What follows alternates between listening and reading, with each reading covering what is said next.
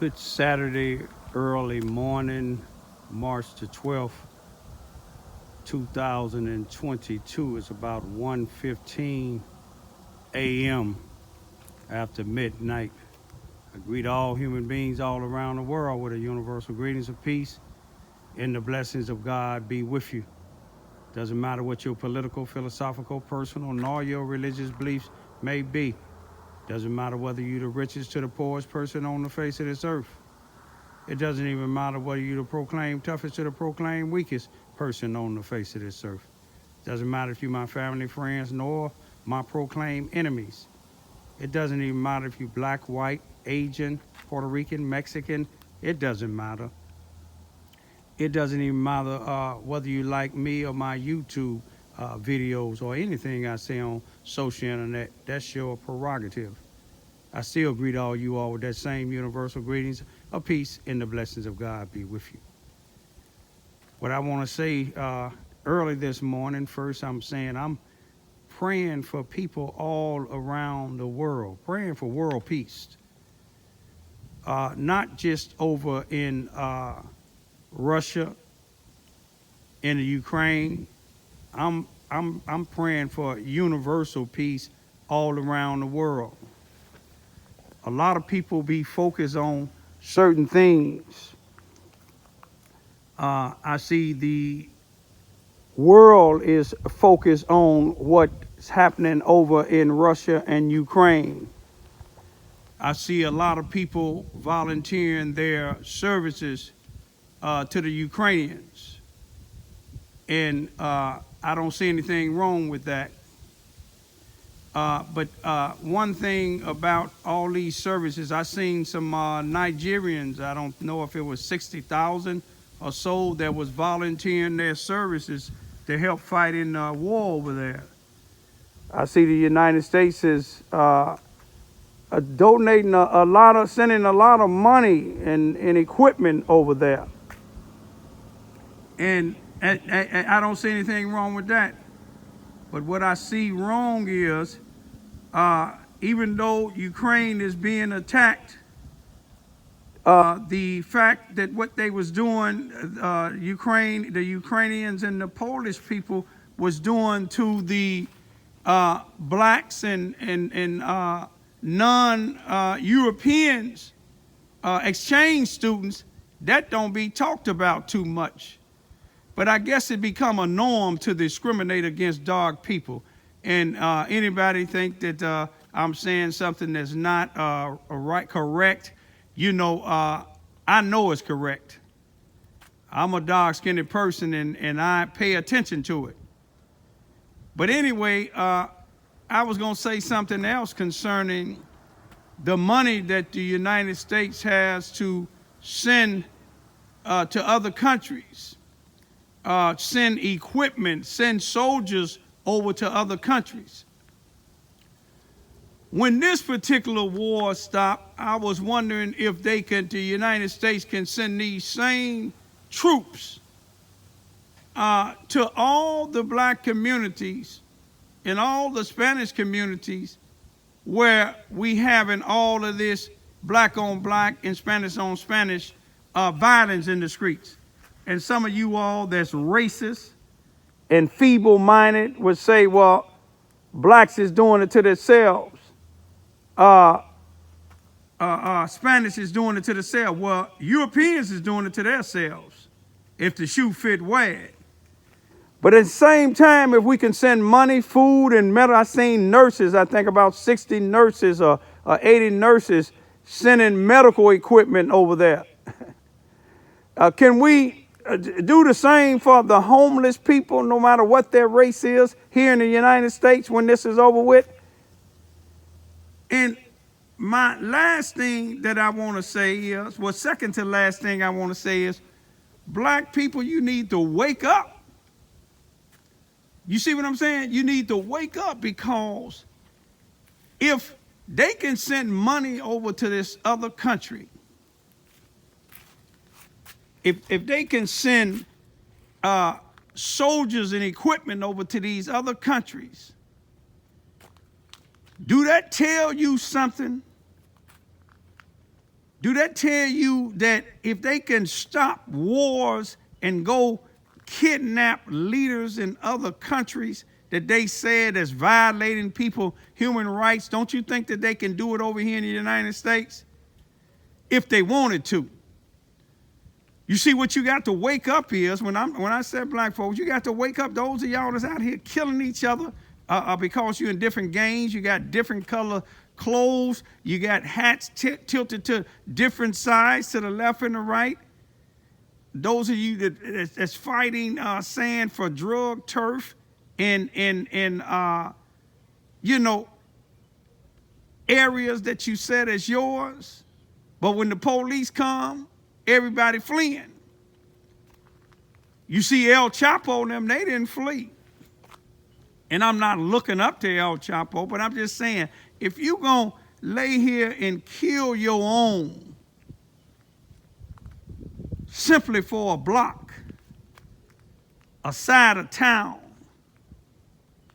some narcotics, but yet the Ku Klux Klan, the neo-Nazis, the Aryan Brotherhood, did y'all see what they did on Wednesday, January the 6th, 2021 in the White House? Do you think if they don't care about the White House or no other house, do you think they care about us? And that's if the shoe fit where. And I want to show y'all something else. Me and my two daughters, my daughters is 15 and 16, going on 16 and 17, we are NAACP members now. Remember that.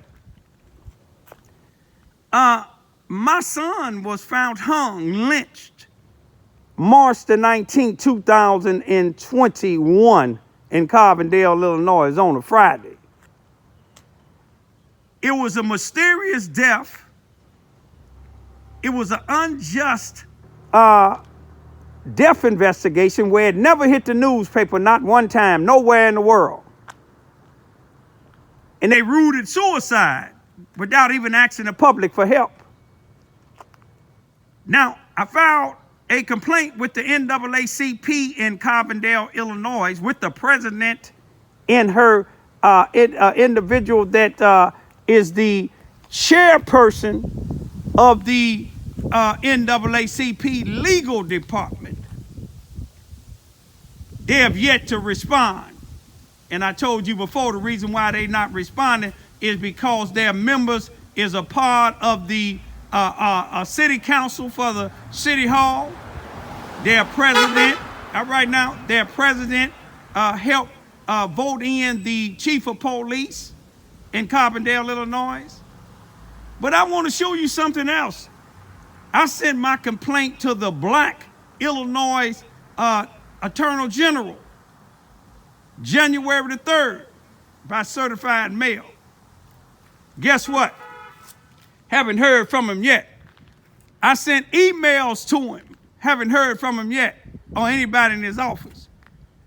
I called Jesse Jackson's office back in April when we was getting ready to bury my son. April of last year, 2021. But his personnel that answered the phone, they told me that with this COVID, they're not doing too much. But yet you seen Jesse Jackson, even during his illness, way down in Georgia, sitting in the courtroom with the Ahmaud Arbery case. You seen just with Jesse Smogan, whatever his name is, this actor that just got convicted. You seen the lawyer said that they had letters from the Operation Push. They had it from the president of the NAACP, letters from them. But yet I can't get the NAACP, I can't get the Operation Push, can't get Al Sharpton, can't get Benjamin Crump, I can't get none of these people, can't get no leaders. Remember, me and my two daughters is NAACP members. But it go to show you now, you see, the Ukrainians is getting everything, help from all over. I wonder, can I get the government or somebody in the United States that's sending all that money over to Ukraine, who's been discriminating against over 16,000 exchange students that's non-Europeans. I wonder, can y'all help me pay for this gas over here in Charleston, Missouri? I know in other places it ain't just as high, but for Charleston, Missouri, it's high. For us, it's almost, I believe, $4 or $5, close to $4 or $5. Well, $4, I believe it is. That's high for us here. I wanted to go visit my grandchildren in Chicago and my daughter, and go to put a headstone down for my son in Chicago in the suburbs. Gas is almost $7 up there. Can y'all help us out when you get through helping the Ukrainians out?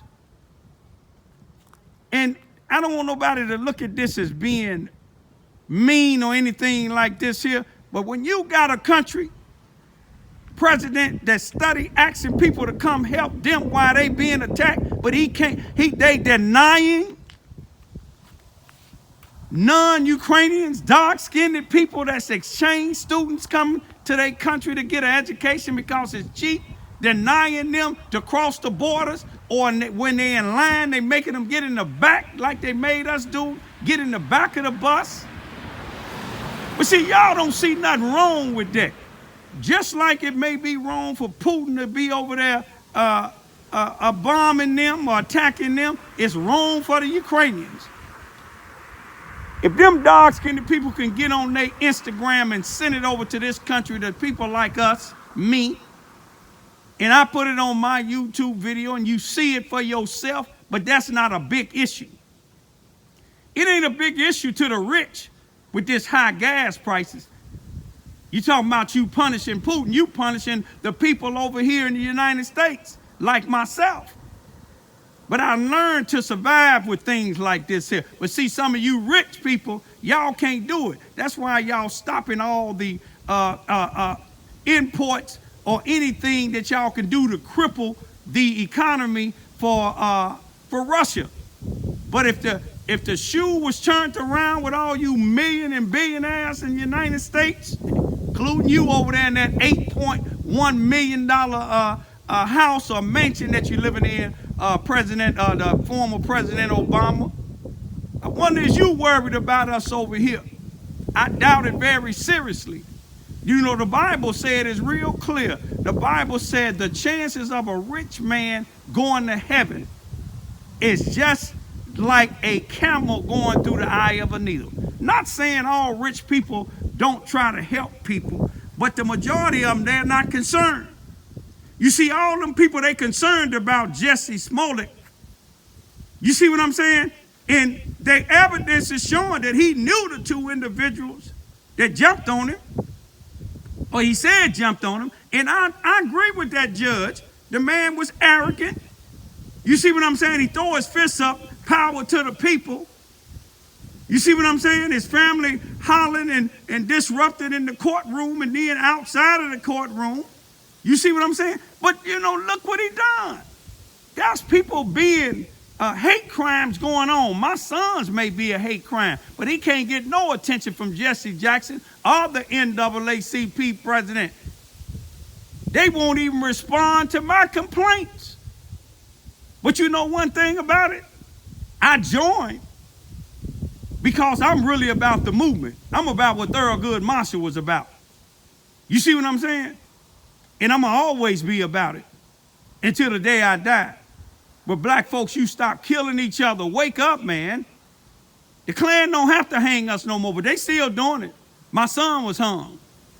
And I ain't got a leader in the United States, not an organization or a group in the United States that try to help us to get justice with that racist Carbondale, Illinois Police Department, with that racist Spanish prosecuting attorney in Jackson County, Illinois, and Murphyboro that governs Carbondale, Illinois, and that sellout NAACP chapter in Carbondale, Illinois, ran by them women. You see what I'm saying? Them no good black women down there. If any of y'all don't like it, don't listen to it. Peace be still.